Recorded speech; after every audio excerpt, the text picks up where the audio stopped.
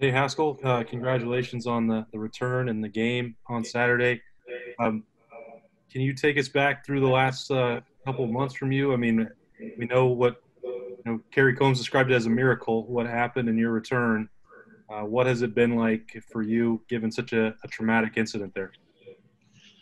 Um, just I'm just focusing on the game and going back to getting back to play, being as helpful as I can to the team and as possible as I can. I got great medical attention from all the doctors at the Wexner Hospital and my our training staff here at Ohio State, and yeah, just getting back to it and um, getting back to play and getting back healthy.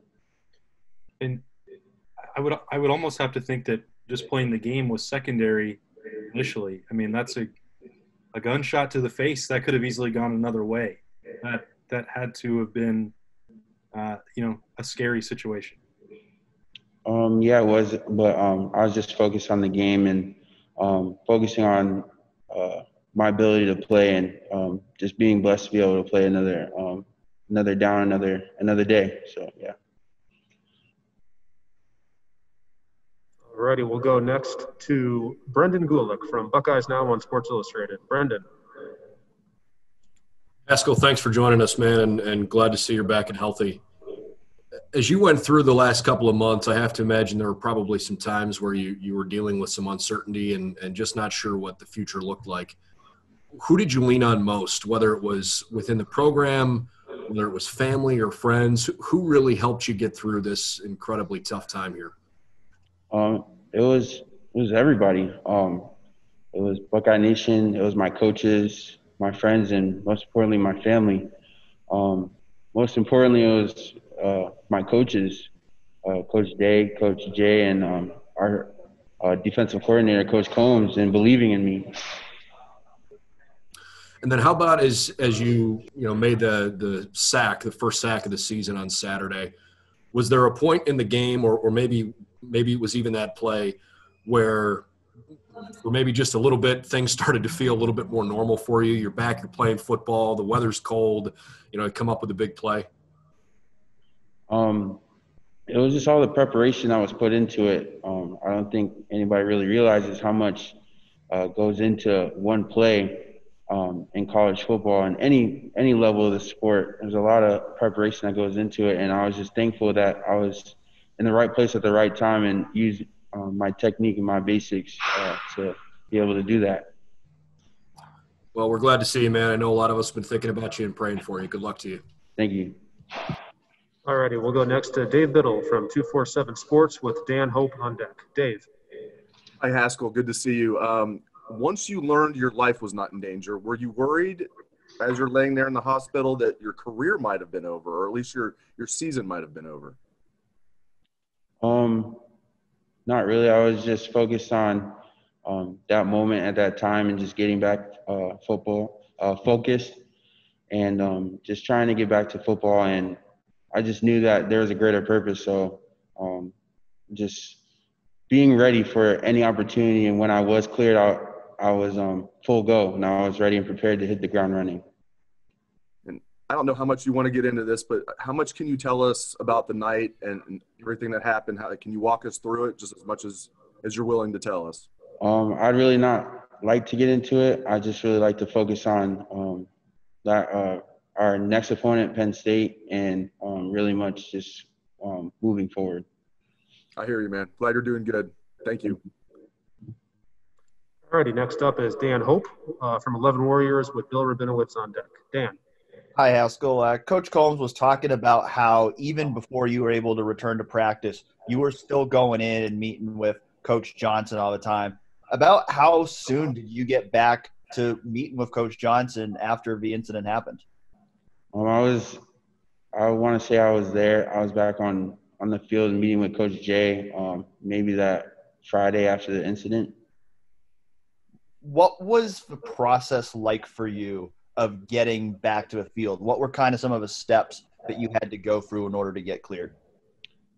Just had to underwent a series of surgeries on my mouth, and I had to get a bone graft in my mouth, and just having to be prepared, really. Like I said, after surgery, I had post-surgery. I couldn't do anything physically, but I could do stuff mentally and just sit there and talk with Coach Jay and go over game plans and just be prepared as possible.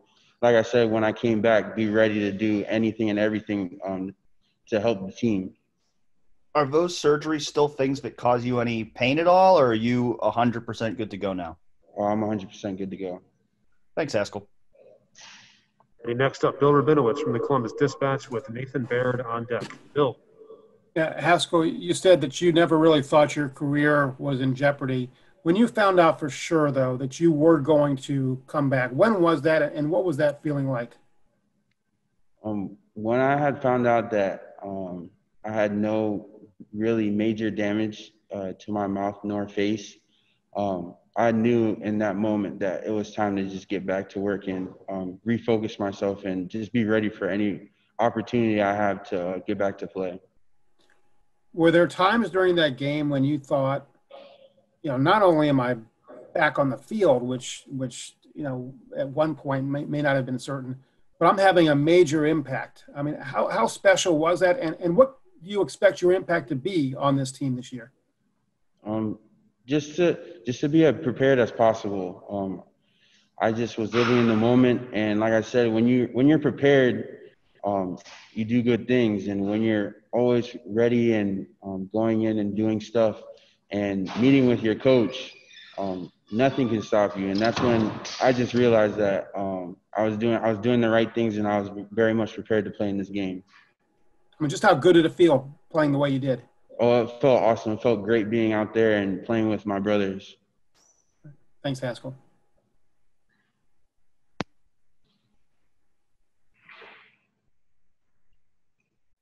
All right, next up, we'll go to Nathan Baird from Cleveland.com with Tim May on deck. Nathan.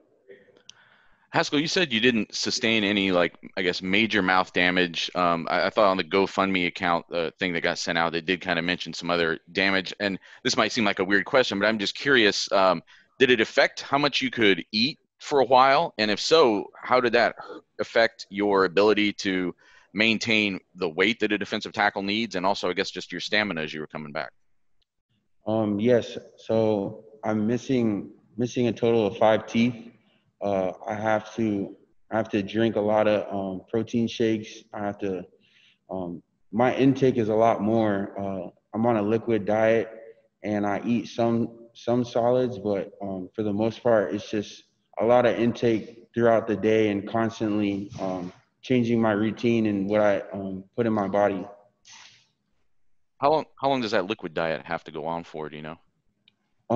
I mean, until I get a replacement of teeth, then I'll be off of it. But I still eat some soft foods, but for the most part, I've been on a liquid diet for the most part. And do you regret what happened that night? Like, do you regret getting into that incident and having that happen? I really don't want to get into it about what happened that night. Don't really want to talk about it in terms of that. I will go next to Tony Gerdeman from Buckeye Scoop. Tony.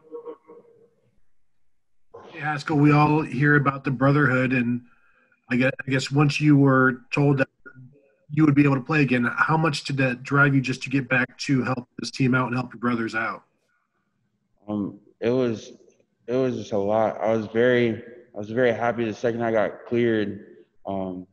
Just the fact that I knew they wanted me to be out there, and I'm a leader in the unit, and that the guys are leaning on me so as much as I lean on them. So it was just really emotional, and it was really a very blessed opportunity to go out there and be with them. Did you have any doubt you'd play in this first game? I did have a little doubt in terms of getting medically cleared. Physically, I was well prepared for the game, but medically, I did have some doubt. It was just dependent on whether or not I was fully healed. Thank you. We'll go next to Tim May from Letterman Row. Tim. Thank you very much, Mike. Haskell, just past that, you guys in the defensive tackle, you're not. I don't know if you have your own room, but there have been question marks about filling in the blanks there that Devon and Jay Sean left. And how do you think you guys did in the opener as the game went on? And what's just sort of the scuttlebutt between you guys about the shoes you're having to fill and how you're having to step up? Well, I mean, every year we've always had to step up, especially.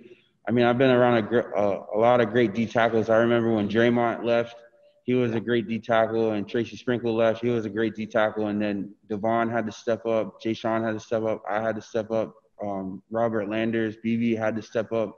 So every time we lose one, it's the next one up, as Coach Jay says. And so they're big shoes to fill, but I believe we'll get it done this year.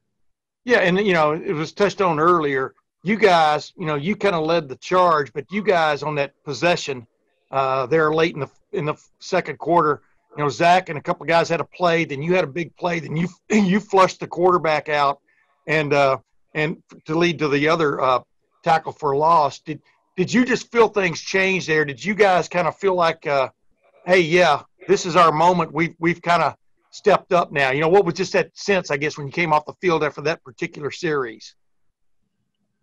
The sense was, we have the momentum, and we have the momentum to change the game and change the course of the game and control the game. And so we just had to capitalize on it. And once we got to the bench, we said, now's the time. So, yeah.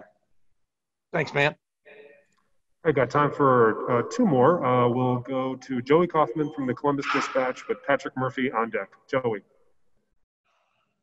Haskell, obviously, the defensive line had a fewer starters to replace going into this season. Can you just speak to your determination about wanting to get a spot on the field? Because obviously it was a position of need as well for you guys. I mean, it's just it's not about really for me who starts. It's about just contributing and what you can bring to the table and how you can contribute to this defense. So we all love the Silver Bullets. So yeah. Thanks. All right, and we'll wrap it up with Patrick Murphy from 247 Sports. Patrick. Haskell, obviously, Nebraska was able to rush on you guys from a quarterback perspective. Penn State just announced Noah Cain's out. They used a mobile quarterback, a couple mobile quarterbacks last week. What's the key in defending that aspect of an offense? Key to defending that type of offense to me is just, keeping the quarterback contained. It was our first game. No Big Ten team had those build-up games that you can, capitalize off of. And so we just went straight in. Everybody went straight into play and playing each other. And so there's a lot to clean up, but I believe that we'll get that contained in terms of getting the QB run contained.